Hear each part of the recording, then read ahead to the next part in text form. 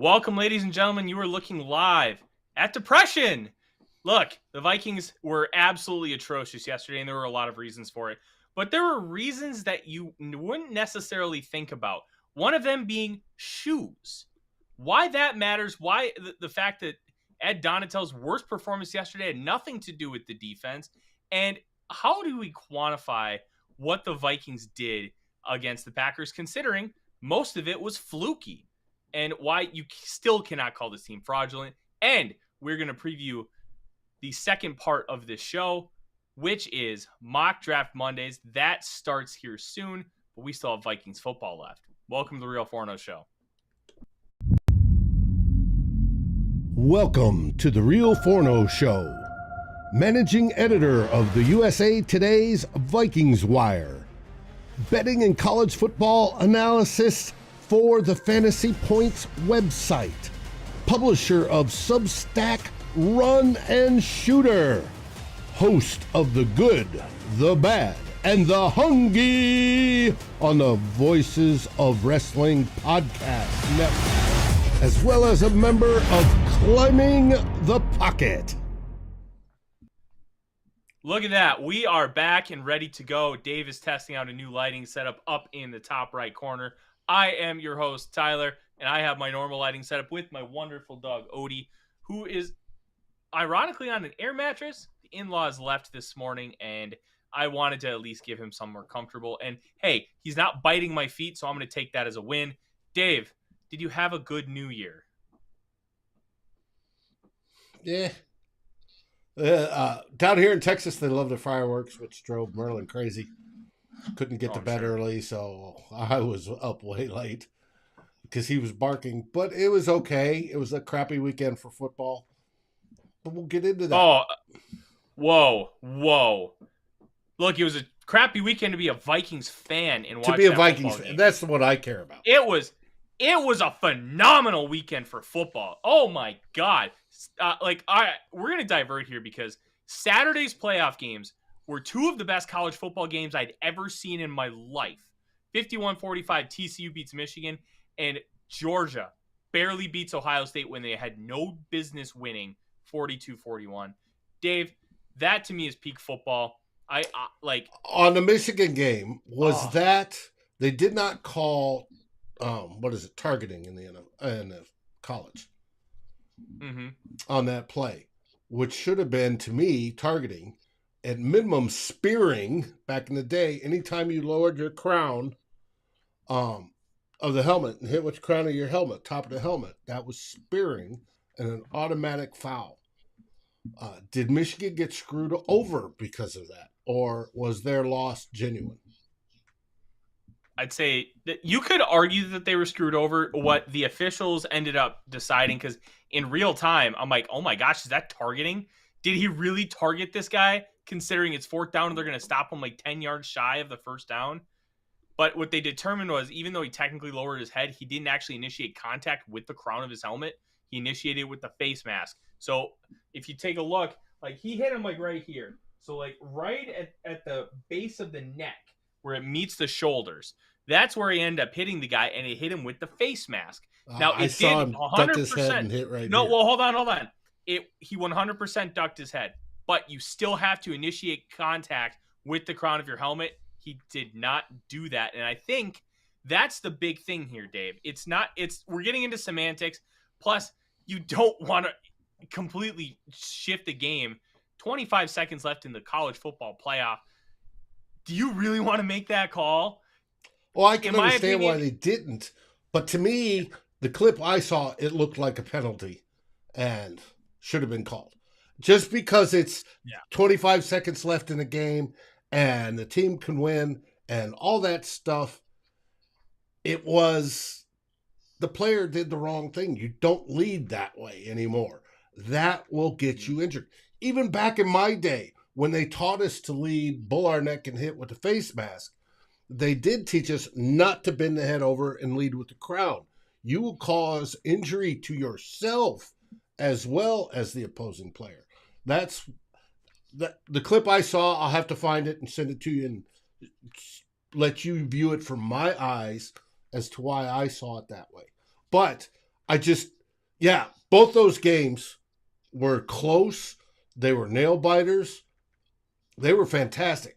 I was more referring to yesterday and that debacle across the border. Yeah. Look, there's no ifs, ands, or buts about it, Dave.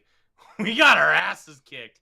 And the Vikings physically did not show up wanting to play football. And let's get into this first point, because I was furious at the coaching for multiple reasons yesterday.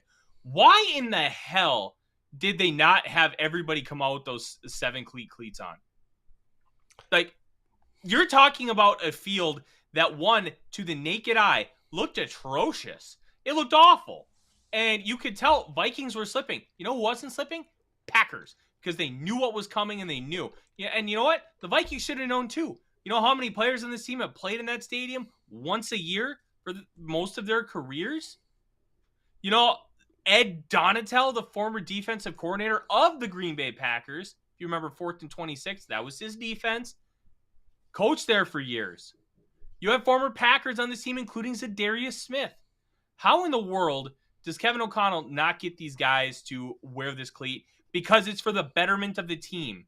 You know, I kind of related to, like early 2000s NASCAR, before Dale Earnhardt Sr. passed away in that tragic accident at Daytona. There was a Hans device, head and neck safety. All right.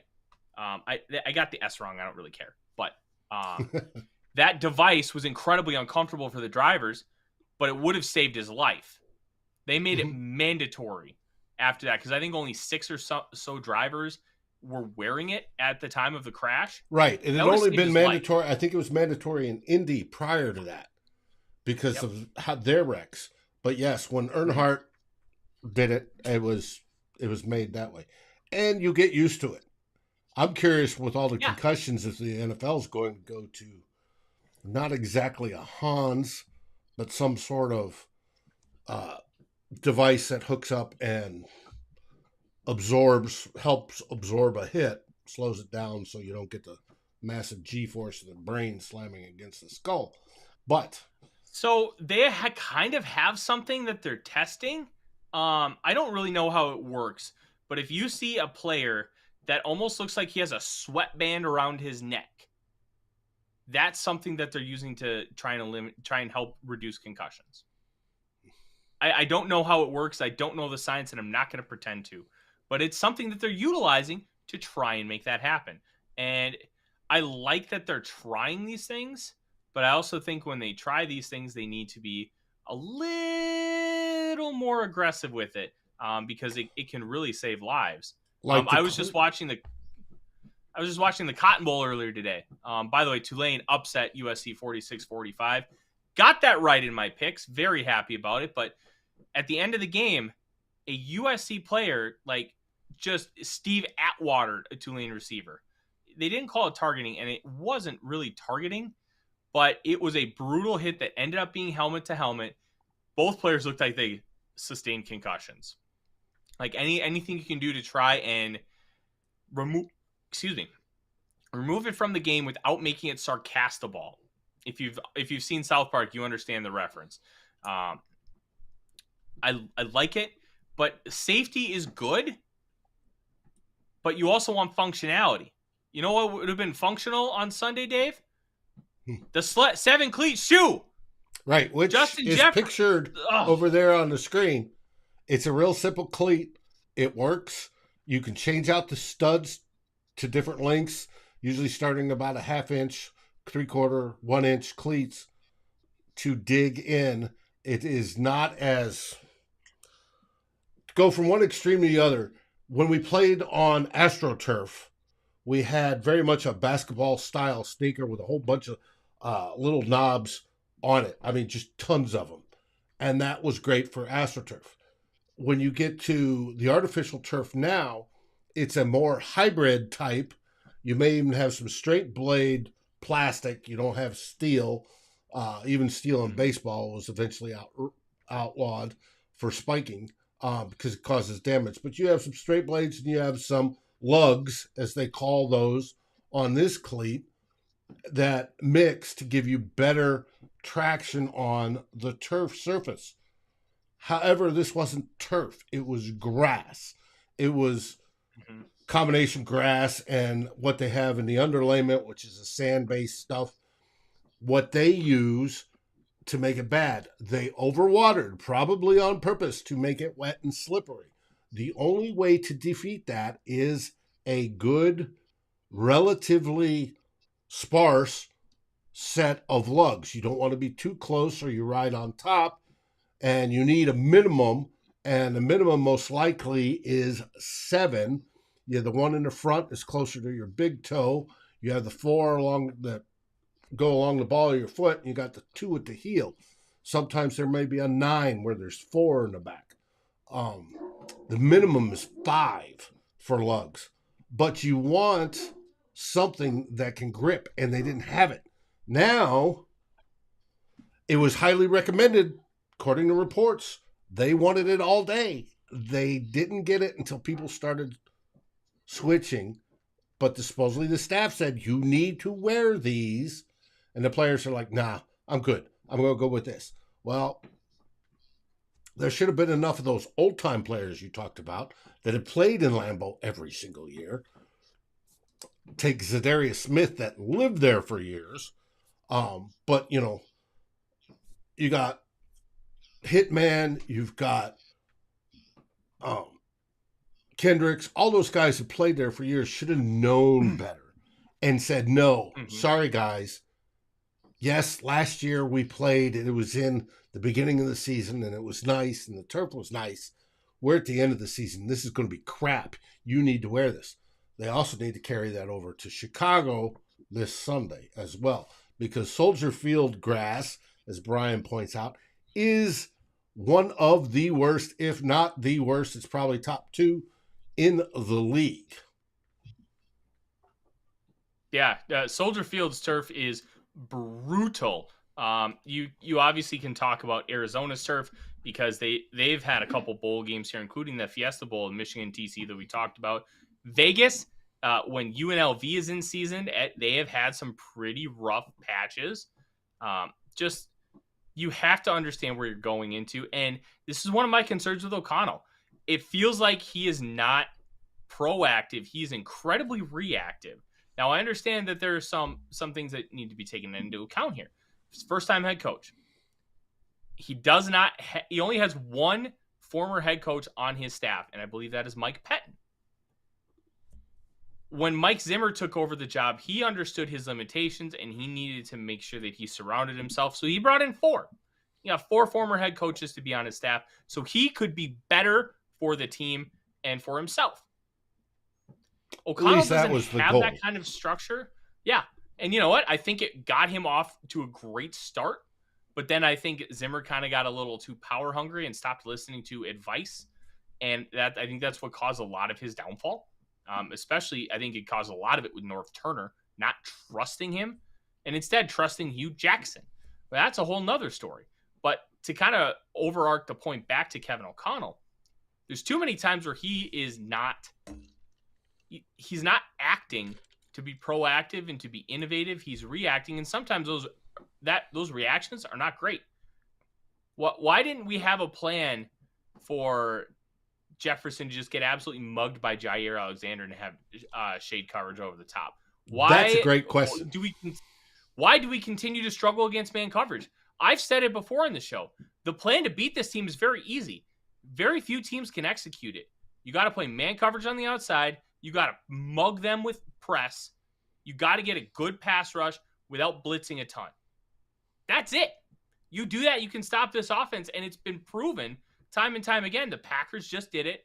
The Cowboys did it. They played a little bit more zone than more of a straight man, but that pass rush was so good it didn't even matter because the Vikings actually called a relatively decent game as far as getting guys open. The line couldn't protect, and that became the downfall against the Dallas Cowboys and the Eagles. The Eagles' front 4 is gnarly. They're nasty. And you know what? They played coverage on the outside, and they were pretty dang good at it. But you could also talk like, oh, they were still learning the offense. They were still not comfortable. And it showed. It showed Dave that they weren't comfortable. But all those little things, it adds up to, hey, there's a blueprint to beat this team. And I gotta absolutely bury this. There is a writer, and I will not name him because I don't want to slander him, but I'm going to absolutely slander his take. Had the Vikings before this game as the 22nd best team in the National Football League.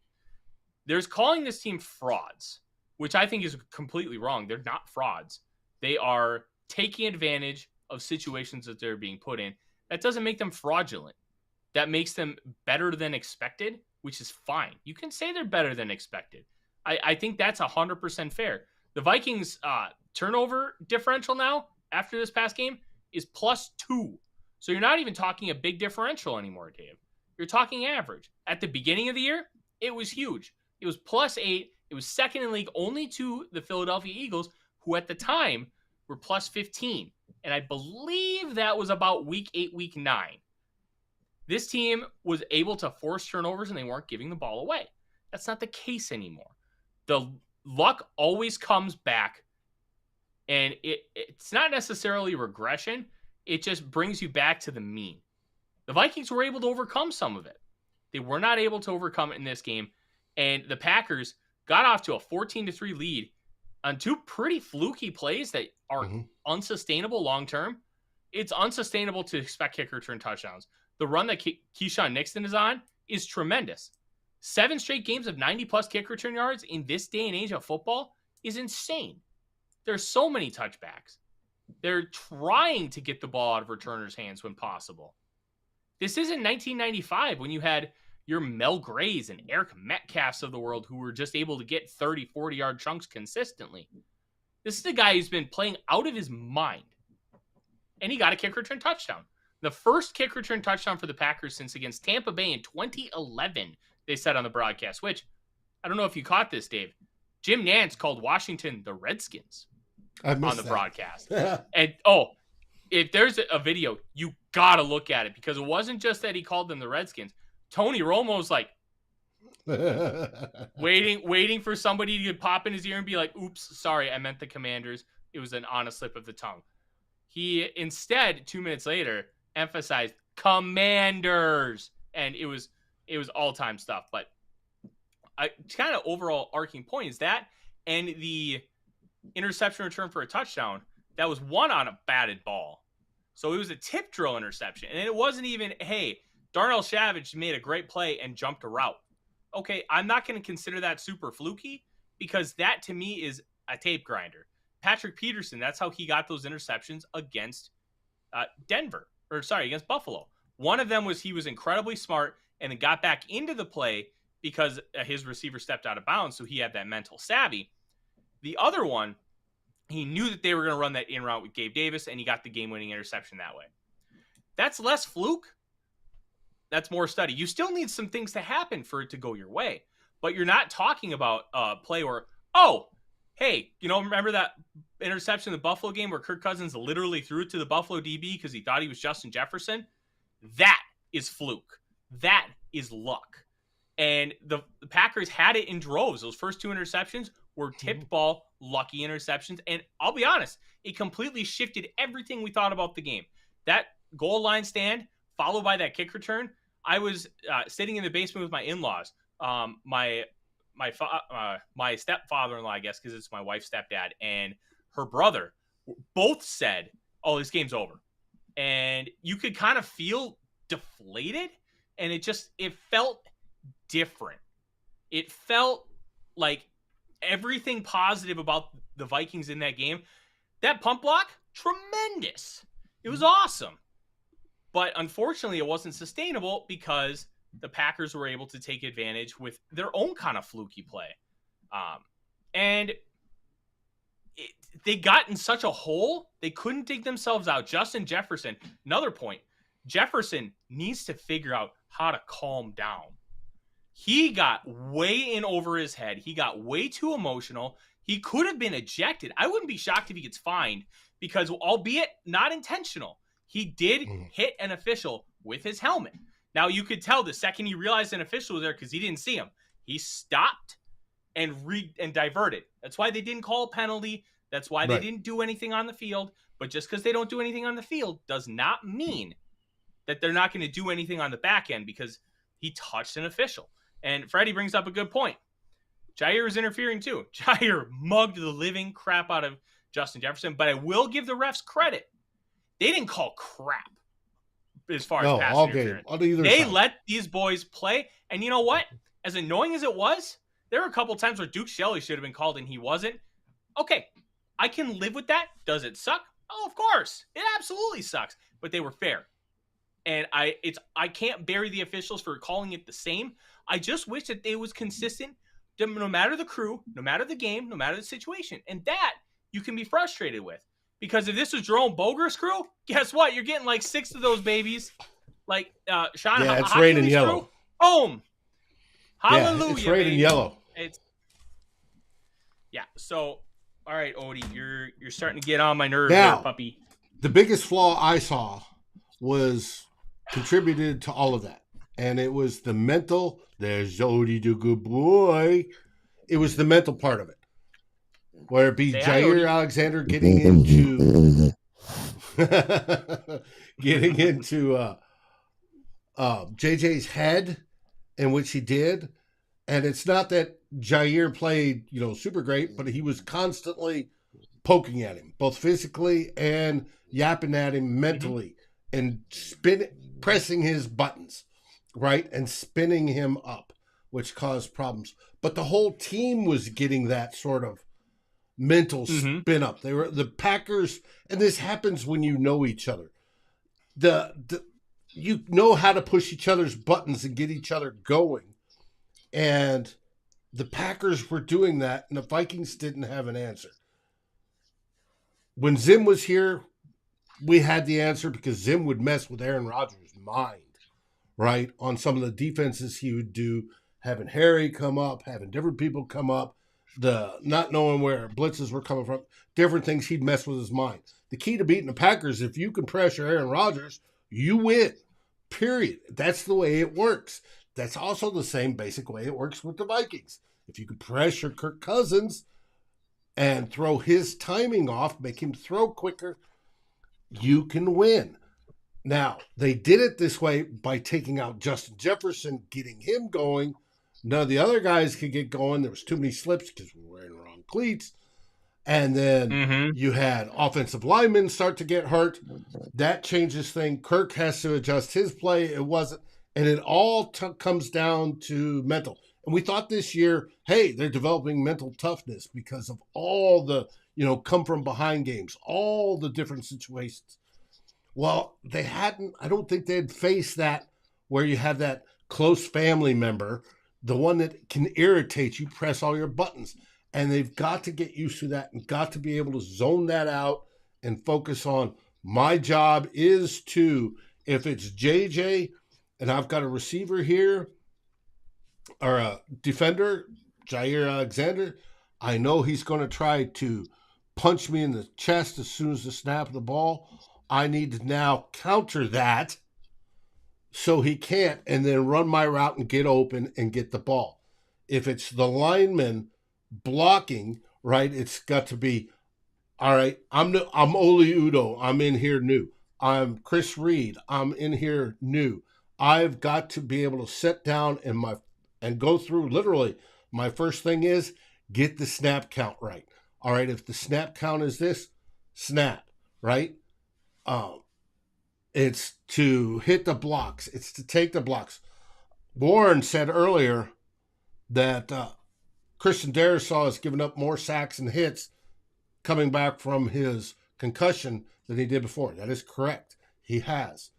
There's still something that seems a little bit off, but part of that is also how they're playing and who they're playing to get it. Hopefully, that gets better over the offseason because there's not going to be time for it to get any better now.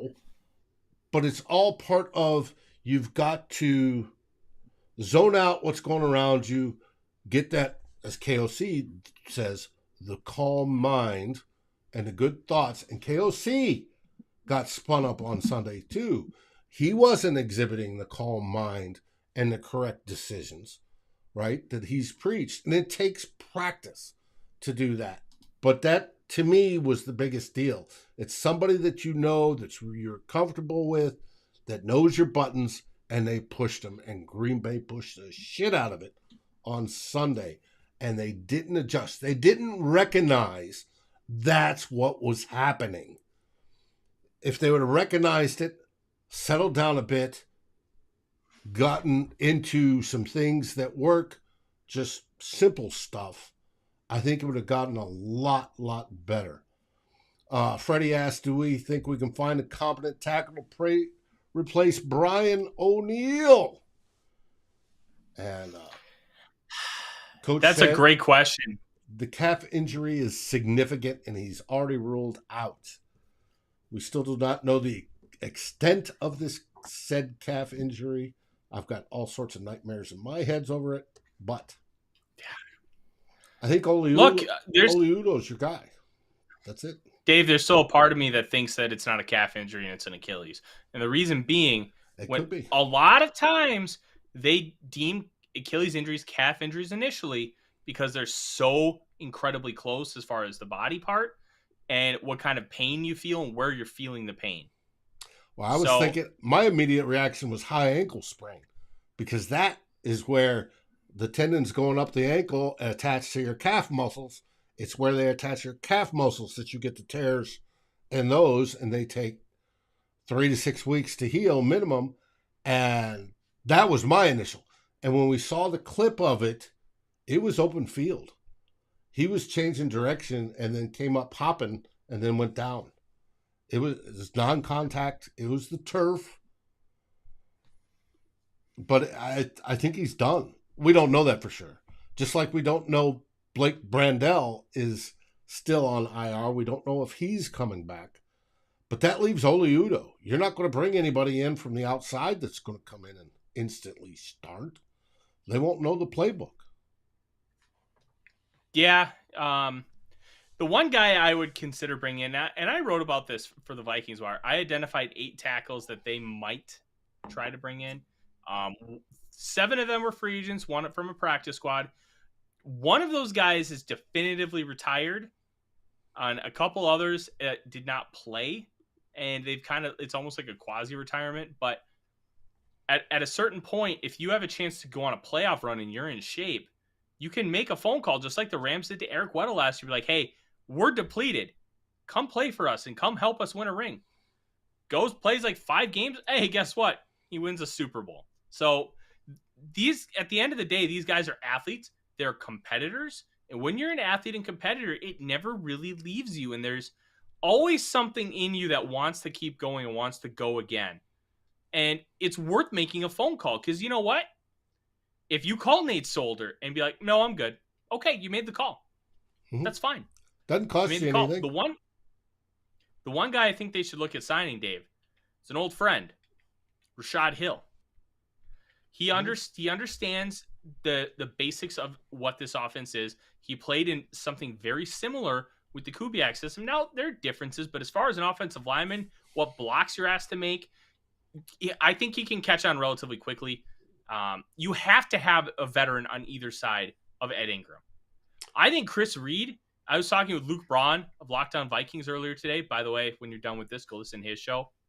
A+ stuff. It's on my few rotating podcasts, because now that I work from home, I don't really listen to podcasts anymore. It's the first Vikings podcast of the day. The kid, yes, it is, cheated off of in math class, Luke Braun. Friend of the show, friend of mine, friend of yours. Yep. Luke does some Except he probably cheated.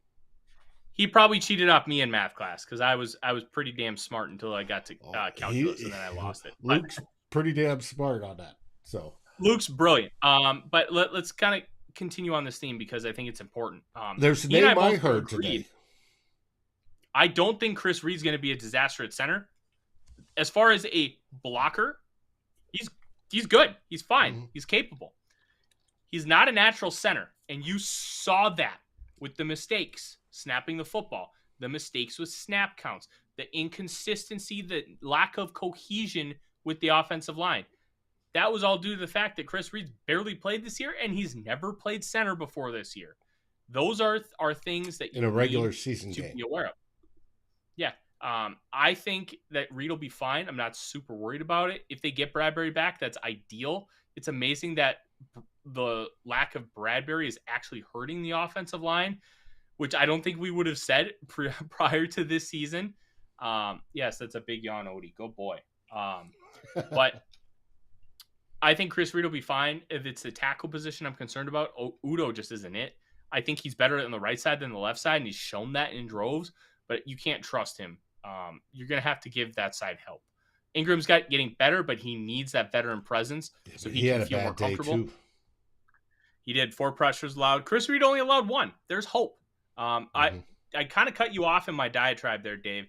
What name did you hear about the Vikings potentially going to get? The future Hall of Fame Rams left tackle that retired last year. Whitworth? Mm-hmm. Who threw that out there? Oh, I don't know if it was on Score North, whatever they said. It's worth a telephone call. Oh, it's 100% worth a telephone call. But he played for O'Connell, see if he was willing to come in and, win a Super Bowl ring. I forgot the O'Connell reference. I'm going to have to text Judd. I'm going to do that right now because I'm going to need the clip of that. I'm pretty sure it's on their show today. But and he may say no. He may be, no, I'm having too much fun with my kids. I'm old. I'm 41. Yeah, I play great, but now. But we'll see. But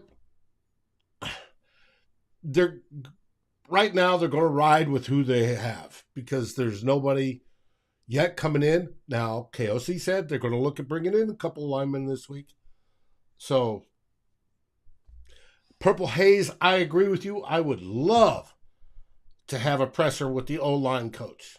I'd love to sit down and interview him. I'd buy him whatever beer, whiskey, or whatever he wants so I could interview him because I would love just to talk for hours, that sort of stuff. Andrew Whitworth. Yes, Freddie, that's his name. Thank you very much. Mm-hmm. Hey, we just got to give a hats off to Davey. He hates sitting in my lap, but he is being a very good boy for Dad because the wife just started at a new location today, and she's liking it, but makes it hard to watch the pup. So I got to do it, and he's just not quite there yet. I'm gonna think about the Whitworth thing tonight because I think that's a very interesting idea, and I never thought about the link between him and O'Connell. I thought that it would be more likely that he goes over to the Bengals, plays left tackle for them. They slide Jonah Williams over to the right side, and then he plays for the team that drafted him. I think that could be a really interesting option too, but I don't think he even said it on one of the Amazon postgame shows. You have to convince my wife. You don't have to convince me. His wife is done with it.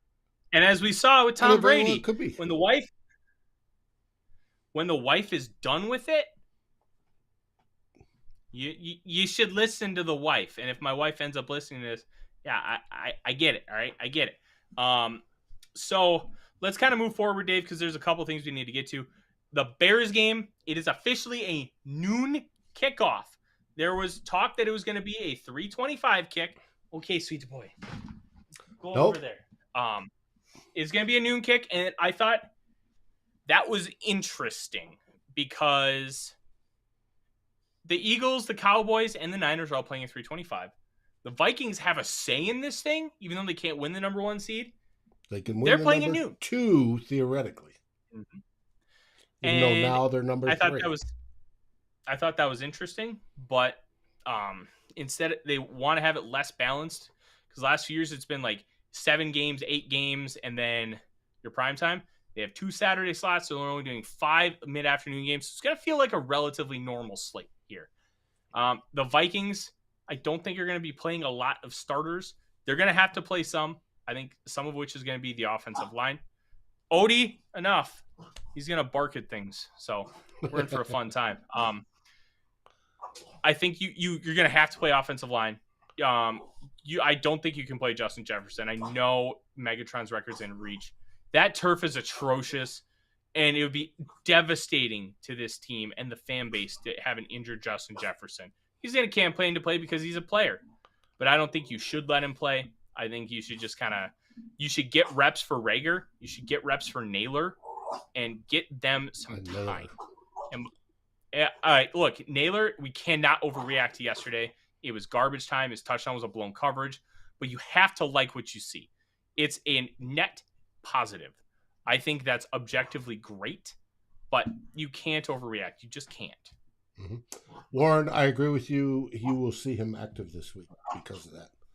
Also, you talked about the O-line playing. I was talking with partner on my show, 2O Bloggers, earlier today. I said the O-line needs to work on their chemistry. That is part where it be with Chris Reed in the middle and Odie on the end, on the right end. They need to work on that because that was an obvious way off when those guys Hey, came you in. know what? I'm with you, Dave. I think Odie would make a great right tackle, but I think we should put in Udo. Oli Udo. Oh, there's my sweet boy. Put KJ in the number one spot, says Brian. Maybe for this weekend, it may be a good idea. Yeah. And yes, JJ's going to be sad that he doesn't have the chance to break the record. But JJ said last week, the record doesn't mean anything. The Super Bowl does. Yeah. So go win the Super Bowl. Now, I don't remember who said it. I heard it today on, they didn't say it. They were reporting it that, whether it was PFF or it was DVOA, the guy that runs DVOA said, it's basically all or nothing. The Vikings are going to win the Super Bowl or they're going to get blown out by 40 points. It's that type of team. And go win the Super Bowl. That's what we want. Go win the Super Bowl. Get on a run. There's, I sat there today and this last game had me all sorts of wound up and muddling, the meaning of life and what is it with this team, yada, yada type stuff. And I came down to, it felt like this whole competitive rebuild and bring back the old guys like the Wilfs wanted and everybody else and try to make this work because the players are good and it's just the coaches that were at issue. Get new coaches, they're going to make them good. And we are 12-4 because of that. There's been a lot of good things that have rolled our way. Sunday was not one of them, but there's been a lot of good things. Well, to me, it felt like we had an opportunity. We had a playoff window. The window was open, and yesterday it slammed shut. But I have an optimistic side of me that says, first off, this team, when it rolls, it rolls. They have yet to play a complete game. If they play a complete game, they can beat anybody in this league. Anybody. They beat Buffalo. They can beat Dallas. They can beat the Eagles. They can beat anybody they face, even San Francisco, right? They can win if they get everything going. There's still so much talent, especially on the offensive side, that can do that. All they've got to do is get that together. Overcome what we saw on the mental side, which I thought I saw on the mental side yesterday. Learn to, as KOC says, calm the mind. Back in the day when I was dealing with emergencies, it was to stay calm, focus, do the calm pilot bit, the Chuck Yeager. Yes, I'm going through 100,000 feet. My left wing just fell off. I'm in a flat spin. I'm working this. And he stayed calm, and you can think calmer. When you're that way, you think more clearly and you can react better. If they can do that going through the playoffs, I'm not asking for it against Chicago. Chicago, I don't really care. There's scenarios where, we can win the number 2 seed. I think Chicago's going to lay over and play dead anyways because they want the draft pick. They're already talking about not playing Fields. But if they can play, as Mary says, 4 quarters of solid football in the playoffs, they can get on a run. We've seen teams do it. We've seen the Giants do it. We've seen, other quarterbacks that weren't so good do it. And it was because everybody got on that run playing all 4 quarters at that time. If they can peak here in the end of January and through February, we've got a chance. And if not, we move on to next year. Yeah. It's been fun. We won 12 games, folks, and it's been exciting. We haven't done that since 2017. Yes, Purple Haze, execute. Mm-hmm. And if they fail, speaking of executing, be right for them. Speaking of executing, Dave, we're going to kind of move away from the discussion of the Chicago Bears because I'll be honest, I really don't think there's a whole lot to preview because we really don't know who's playing. We don't even know Fields is going to play. I know Clifford just said that he read that Fields is playing. That was true. And then earlier today, Matt Eberflus kind of middled it and said, hey, I'm going to talk to Ryan Poles and we're going to decide who's going to play. So they may not even want to play Fields because I'll be honest, I'm not convinced they think he's the guy, which I think they need to give him one more year because he has an atrocious cast of characters around him. It's very, very, very bad. But the Vikings are 1.5 point favorites on the road at Soldier Field against a Bears team. It moved to 4 today. It went from 1 to 4. I just checked. I checked via PFF. It moved from 1 to 4 today. And I think that's because Fields most likely will not play. All right. Well, that's PFF. I'm gonna take a look at the sports book right now because I don't know if PFF's the money coming in. Because it's minus 3.5 on DraftKings. That is significant movement. The over/under dropped a full point, which, considering the opening odds, that's fine. But enough about the terrible Bears, Dave, because we have something we need to talk about. We have a lot of new listeners out here, and we're very grateful that you've decided to join us on this Vikings journey. We have a lot of older listeners who've been with us a long time who know what's coming. You know what that is, Dave? That is Mock Draft Mondays. And the best part about Mock Draft Mondays, it's all draft, baby. And that is something that I am an expert in. I have been doing this for a little while, and I have already done full scouting reports on 12 different wide receivers, one of which is being released here shortly after the show because I just have to finalize it. Look, we're going to attack the Vikings from a team building perspective. We are going to attack it from, hey, what are they doing? What should they be doing? Why are they doing it? Why should they be doing it? We're going to look at it from an objective perspective. And you're going to hear a lot of my influence on here because I'm going to tell you what I believe they should be doing, along with what they are doing and why they're doing it. It's going to be a lot of fun. We have a ton of fun. Bring on guests throughout the draft community. We do a mock draft every single episode. We're going to talk in depth on players. I'm going to have clips ready for Dave so we can show them on the broadcast to show you little nuanced things that make a difference. Remind me, Dave, we have our own folder. Never mind. I was going to set up a Google Drive folder, but we have one. Look, there are things that we are going to talk about that I'll be honest. When I first started listening to shows like this, they went over my head. It may go over your head a little bit. That's okay. You're going to learn things. We're going to have fun. And I'm going to make sure that you come out of it feeling like you know more going into draft day. Because honestly, that's what it's all about. We want to understand what the Vikings are going to be doing. Raymond already getting in with the draft questions. I love it. Do they draft a QB in the later rounds like that QB from TCU? I love Max Duggan. I don't know what his pro potential is. I think he's at best, as far as draft position, is Jalen Hurts, about like pick 50. Like you're talking like mid-second round guy. His floor is probably like round 5, round 6. We know everything changes after the Senior Bowl and then after the Combine. But what Mock Draft Mondays helps us with is you bringing your talent evaluation to it. But it helps us as fans learn these players. Learn who the Vikings may go for. Learn who we may like, not like, who may be a best fit and who may not be a best fit as we get closer to the draft. Now, we'll do that after the season, after the Vikings are done, eliminated. We'll start doing that.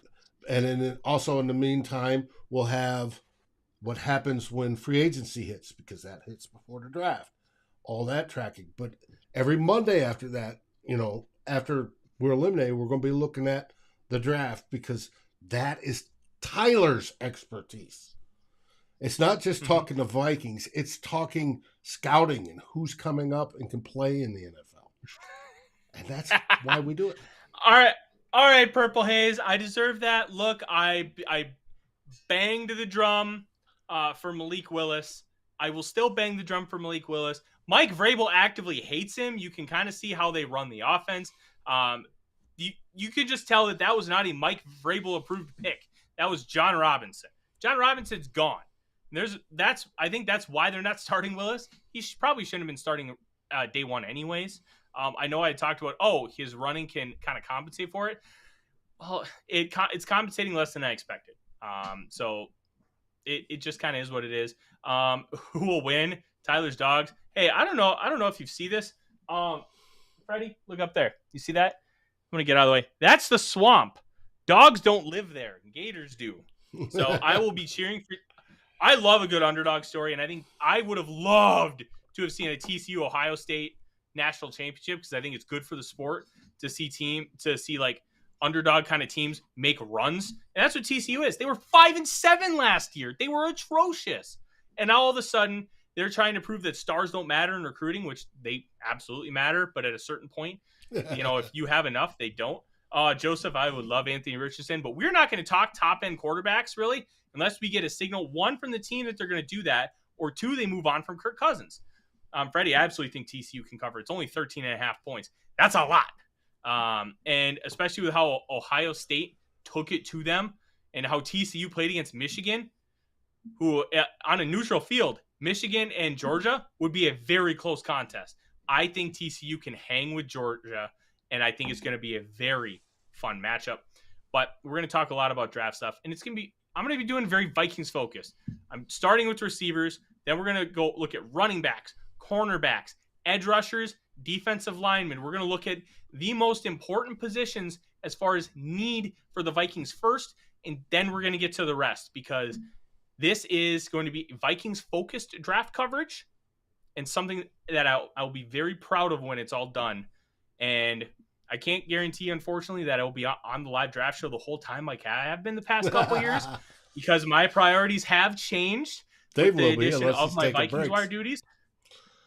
Oh, I will be on plenty with you, Dave. You don't have to worry about that. But it's going to be a very interesting draft process. Odie, can you stop biting me, please? Thank you. But look, it's going to be fun. Let's give people what to expect. Absolutely, Dave. We are going to be doing, if you followed my work at all, you know that I do the Skull Search series. And what Skull Search is it's just finding players for the Vikings, as the name says. So I'm going to be, Freddie, thank you. I appreciate that. That means a lot. Doing it longer than Matthew Collar stealing it. Oh, yes. You're damn right. It's about time somebody said it, because I don't want to start a war on Twitter that I will undoubtedly lose. But Skull Search, I have been utilizing it longer than Matthew Collar. You can tell him that. I don't care. I'm just not getting in the middle of it. That is mine. Jason was kind enough to let me take it to Vikings Wire, because of the fact that I started it. But Jason is the man, and I want to make sure I treat him with respect, which, well, I mean, he's the man, and he owns a gym. He'll kick my ass. So, but we'll be talking about that. We'll be talking about my articles. I'll be answering a lot of questions, and we'll be going more in depth with prospects than we were able to last year, because I have numerous and copious amounts more time to watch these guys. And we're going to talk about what Kwesi Adolfo-Mensah prioritized in the draft last year. We're going to talk about how we can expect that to continue this year, because he used the scouting staff of Rick Spielman, because he got hired in January. Well, now that he has his guys, how is that process going to change? Is he going to prioritize the same things? How is age going to factor in, because some of these guys are older due to COVID, that having that extra year? We're still in kind of a weird flux period because of that. It's going to be interesting to see how everything plays out.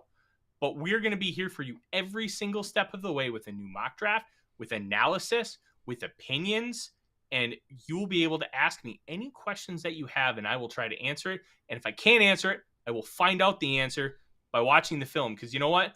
I love analytics. Analytics are a phenomenal tool, but if you don't pair it with film watching, you're doing yourself a disservice, which is what I am here for. So and vice versa. We're going to be starting that the first Monday after the Viking season is over. The first half of the show will be dedicated to the last game that the Vikings played. The second half will be the first official mock draft Monday. We will still be calling it the Real Forno Show, but it's going to be mock draft Monday every single week. And Dave and I have talked about, we're going to keep this at 6 o'clock because we believe consistency is key. I've noticed that we're seeing a lot more of the same people every week when we do it at 6 o'clock. And I want to make sure that I'm here for you guys as much as possible. 6 o'clock will be the home. We're going to have a lot of fun this year, Dave. It is going to be a tremendous, tremendous time. Mock Draft Mondays are some of our most viewed and listened to shows of the year. And we want to keep that going because that tells us that we're doing something that you guys really enjoy. And to me, that means more than anything. And for a reminder that were here with us last year, here's a flashback of what happens.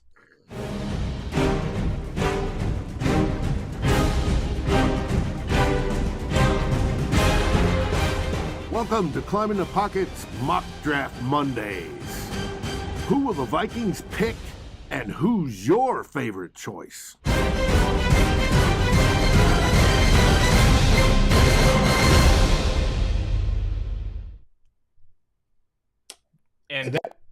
And that brings us here to the mock draft screen, where we'll have mock drafts driven by the Draft Network that we will run for you live.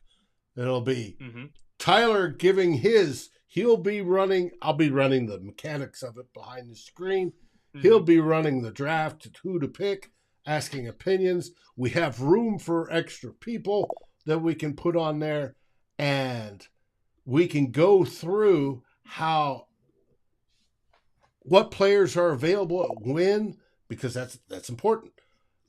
Hey, yes, the quarterback from Alabama may be the first one to go off the board because the Houston Texans need the quarterback. Yes, I agree. But will the Vikings be in play for that quarterback? Most likely not. But we'll be sitting there at the picks 20-something or whatever, hopefully 32, going, all right, who's available at this, area? And we'll select from that and learn from who's available at that guy. And we'll look at ranges and what happens if we trade up or if we trade back.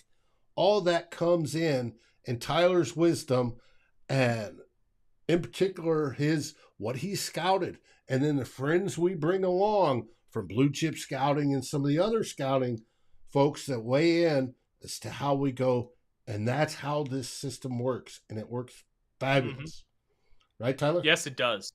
Yes, it does, Dave. Why don't you point out what is up here? I think how this is segmented off is the farthest to the left is the biggest needs, and then in the middle is secondary needs. Or hold on, how is this segmented? It is because I see multiple at the top. Primary, secondary, and ancillary, and then don't need on the right. Ancillary? What does ancillary mean, Dave? Third, tertiary. Would be nice, but let's get rid of the first and secondary needs first. Okay, so let's look at the Vikings again, because this is where I get confused. First, primary needs, quarterback, interior offensive lineman. Oh, no, I was looking at a different one. Nope, that's right. No, all right, that's it. QB and interior offensive line. Look, and we're going to have this conversation. We're going to dedicate an entire episode to Kirk Cousins postseason because it's going to be another conversation. Kirk Cousins played great this year. Mm-hmm. I don't care what the stats say. Kirk is playing better than he ever has in a Minnesota Vikings uniform. You can look at the passing yards. You can look at the passing touchdowns, completion percentage. Kirk is doing exactly what we asked him to do for years. Trying to drive the ball down the field and find guys outside of those little shallow reads. It's been great. But maybe they're seeing that, hey, Kirk's getting that age where normal quarterbacks fall off the cliff. Not everybody's Tom Brady. The normal average age for a quarterback to retire, I think when I looked it up, was like 36 for good quarterbacks. It's before that for bad ones. So, and he's coming up. He's going to be 35 next season. So maybe they're thinking of a replacement to sit behind him for a year, which we know helps the guys. I have no idea. These are the guys from the Draft Network that have put this together. Yeah, it's going to be very fascinating to have these conversations. I think running back is going to be a much higher need because I'm going to tell you, I don't think Dalvin Cook's on this team next year. And Alexander Mattison definitely won't be on this team next year because he's a free agent and they're not going to be able to afford to pay him. Right. But in the meantime, we thank you very much for coming on and joining us here this evening. This is what you're going to be expecting from us after the season. And because mock drafts have already started, you will see my first mock draft roundup next Monday, where I'm going to tally from January 1st all the way until draft day, all of the must-know mock drafts. And we are going to have those conversations. And last year, I got 176 mock drafts, but I started in February. This year is going to have a lot more because I'm starting January 1st. It's going to be one from the mock or the Draft Network each week. It's going to be multiple from Pro Football Network, CBS, ESPN, NFL.com, Yahoo. You're going to see a lot of mock drafts. It's going to be worth your time, and I'm going to be doing plenty of them myself outside of the show for the Vikings Wire. Dave, before we get going, because I've talked a lot tonight, what do we have for the great people on the network to kick off 2023 this week? Matt Anderson finally makes it out of his hole. I don't know what he's been up to the last few weeks, but he is going to be back with Vikings Happy Hour on Wednesday. Thursday, you have the great Flip Mozzie, who was quite opinionated yesterday on the final score. He will be back with Eric Thompson asking pertinent questions about your Minnesota Vikings on Viking Hot Takes. Saturday at our normal time, 4 o'clock Central, you get myself and Darren Campbell, your two old bloggers. We'll be breaking down the Chicago Bears game and what to expect, and a couple other themes that I'm sure Darren's going to come up with. Probably a little bit effective for last week and some of the things we may have talked about, but more in depth, maybe with some numbers thrown behind. And we'll see what happens. And then, of course, on Sunday at roughly 3 o'clock, we'll go live in the final 2 minutes with the final score. Waiting to see if the Vikings win. Then we'll go into the next game, or the 3 o'clock, 3:25 games, and see maybe San Francisco loses. We get that 2 seed back. If not, we've secured the 3 seed. Yeah, it's the next few weeks for this Vikings team are going to be very interesting. We're kind of playing with house money at this point, something that a friend of the show, Ted Glover, has talked about. And he's kind of right, because if you would have told us preseason that, hey, 12-4 going into week 18, 12-5, and we'd gone woo. I predicted 9-8 and 7 seed, or barely missed the playoffs. So I'm fine being wrong. That's okay. They reached their 100th percentile outcome. That's kind of where I'm at. Mm-hmm. And look, this is a good team that is going to have issues when they're put in adversity, and we've already seen that. How are they going to deal with it when things happen in the playoffs? It's going to be a fascinating one. Until then, when we do our first playoff preview of the Real Forno Show next week, have yourself a great start to 2023. Skol Vikings. Skol Vikings.